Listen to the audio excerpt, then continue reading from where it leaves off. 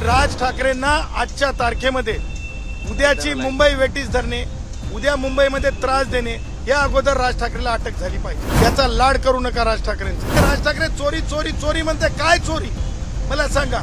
राज ठाकरेकडे वकील नाहीत का कोर्टात जाण्यासाठी? राज ठाकरेंच्या बोलण्यामध्ये ती काय मिमिक्री सोडून एंटरटेनमेंटचं साधन बनलंय राज ठाकरे। राज ठाकरेने हाणून पाडून बोलू नये, राज ठाकरेने जिभेवर लगाम द्यावा। चाटुगिरीचा अर्थ काय, डेफिनेशन माहिती आहे का राज ठाकरे? किती अपमान करायचा, या सगळ्या गोष्टी महत्वाच्या आहेत। जर त्या माणसाची नोकरी केली, त्या कामगाराची, हा राज ठाकरे नोकरी भरून देणार आहे का? त्यामध्ये राज ठाकरे ही व्यक्ती जेवढं अपप्रवृत्त विचाराने बोलत आहे, या गोष्टीची निंदा शरद पवार करणार आहेत की नाही राष्ट्रवादी काँग्रेसचे वयोवृद्ध पुढारी?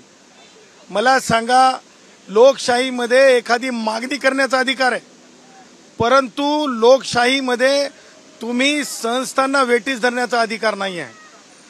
ज्या निवडणूक आयोग आहेत ते निवडणूक आयोग इंटॅक्टपणे स्वतंत्र आहेत, न्यायालय स्वतंत्र आहेत, त्याचबरोबर तुम्हाला सांगतो लोकसेवा आयोग स्वतंत्र आहेत। आता मला सांगा, ज्या प्रकारे राज ठाकरे व्यक्त होत आहेत ते दोन अर्थानं फार म्हणजे गुन्हेगारी स्वरूपाचे महत्वाचं आहे। एक, राज ठाकरे म्हणतायत त्यांना माहिती आहे की मुंबई आर्थिक राजधानी आहे, ते परत एकदा स्वतःच्या गुन्हेगारी विचाराचं प्रदर्शन त्यांनी मांडलं। काय मांडलं म्हणे, तुम्ही तुमच्या मालकांना कशा प्रकारे म्हणजे गालावर हे करा किंवा कशा प्रकारे घेऊन या, ही हिंसक भाषा भारतरत्न डॉक्टर बाबासाहेब आंबेडकरांनी लिखित भारतीय संविधानाला अभिप्रेत नाही आहे। ही एक्सप्रेशन अभिप्रेत नाही आहे, ही रिस्ट्रिक्शन आहेत अशा एक्सप्रेशनवर। कोणत्याही गुन्हेगारी वृत्तीला भारतीय संविधानामध्ये थारा नाही आहे, हे लक्षात घेतलं पाहिजे राज ठाकरेनं। आणि त्याही पुढे जाऊन सन्माननीय एकनाथरावजी शिंदे साहेबांच्या बाबतीत राज ठाकरे कसा व्यक्त होते आपण बघितलं। काय चाटू, काय लोटांगण। शरद पवार आज बोलणार आहेत की नाही, आज ट्विट करणार आहेत की नाही शरद पवार? कारण ते वयोवृद्ध आहेत। या बाकी पोरकट पोरांच्या बाबतीत मला म्हणायचं नाही, परंतु किमान शरद पवारांना तरी आज ते धारिष्ठ दाखवावं लागेल, परत मोबाईल हातात घ्यावा लागेल। आणि वाट बघतंय महाराष्ट्र, वाट बघतंय देश की शरद पवारांचं हे भाष्य, शरद पवारांची वृत्ती कुठे ना कुठे तरी आज व्यक्त होण्याला पाहिजे। म्हणून माझं हे म्हणणं आहे की राज ठाकरेंना आजच्या तारखेमध्ये उद्याची मुंबई वेटीस धरणे, उद्या मुंबईमध्ये त्रास देणे, या अगोदर राज ठाकरेला अटक झाली पाहिजे। तुम्ही त्यांना अटक करण्याची मागणी करता? बघा, लक्षात घ्या, आमचं मागणं जे आहे, मुंबईची लाइफलाइन म्हणजे सामान्य कष्टकरी जो दिहाड़ी मजदूर है, जो काम करता है, अपने बच्चों को पालता है, जो आम दुकानों में काम करने वाला जो नौकरदार है, त्यांच्या मुलाबाळांसाठी रोज जे रोजंदारी असते, जे रोज पैसे मिळतात ते महत्वाचे आहेत। राज ठाकरेंची मुलं मोर्चाला येतील, त्यांच्या जन्माला घातलेली, उद्धव ठाकरेंना जन्माला घातलेली 5 स्टार ट्रायडंट मध्ये खाऊन पिऊन जातील, परंतु गरिबांच्या लेकरांच्या एका दिवसाची उपासमारी कोण बघणार आहे? कारण लक्षात ठेवा, ज्या प्रकारे राज ठाकरे लोकलला सेंट्रलाइज करायला पाहत आहे, आंदोलनासाठी पाहत आहे, त्याच प्रकारे राज ठाकरेचे जे वर्तन आहे ते कम्प्लिटली मी तुम्हाला सांगतो डिसएग्रीमेंटचं आहे। आणि म्हणून आमचं असं म्हणणं आहे की आमची मागणी ही भूक, आमची मागणी ही तहान, आमची मागणी ही कष्टाचे पैसे जे जीडीपी मुंबईचं बुडवणारे आहेत, कष्टकऱ्यांचे हिताच्या विरुद्ध आहे।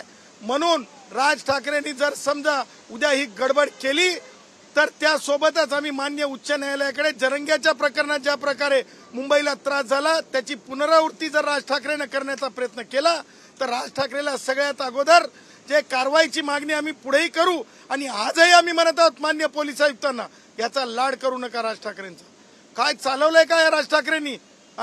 मला सांगा, राज ठाकरेंच्या बोलण्यामध्ये ती काय मिमिक्री सोडून एंटरटेनमेंटचं साधन बनलंय राज ठाकरे, परंतु या एंटरटेनमेंटच्या साधनामुळे राज ठाकरेच्या जर उद्या एखाद्या कष्टकऱ्यांनी एखाद्या दुकानात काम करणारा, मग तो हिंदी भाषिक असो, गुजराती भाषिक असो, मराठी भाषिक असो, त्यांनी त्याच्या मालकाला समजा काहीतरी याच्या भैकाव्यात येऊन काही जर केलं तर जर त्या माणसाची नोकरी गेली, त्या कामगाराची, हा राज ठाकरे नोकरी भरून देणार आहे का?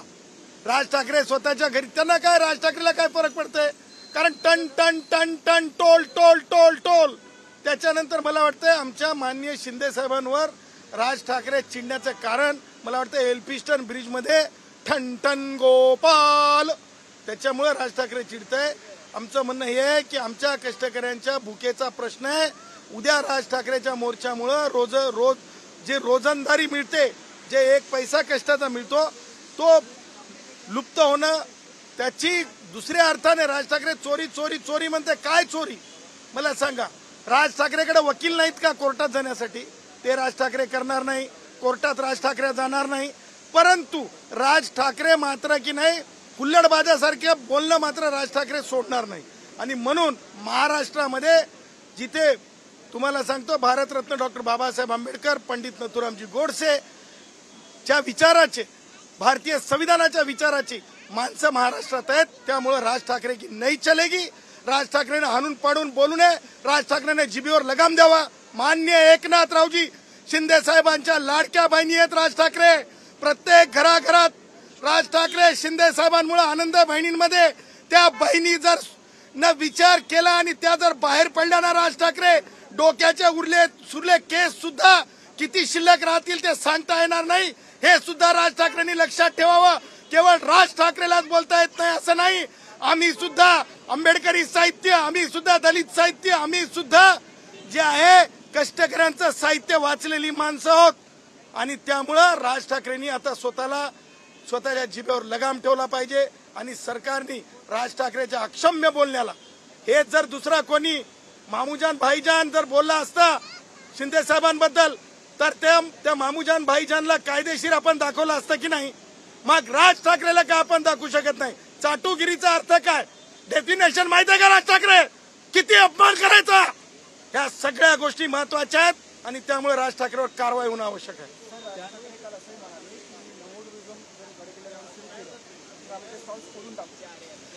तुम्हाला सांगतो, आमचे जे छत्रपती शिवाजी महाराजांचे किल्ले आहेत, आम्ही मावळे समर्थ आहोत ते विचार जपण्यासाठी.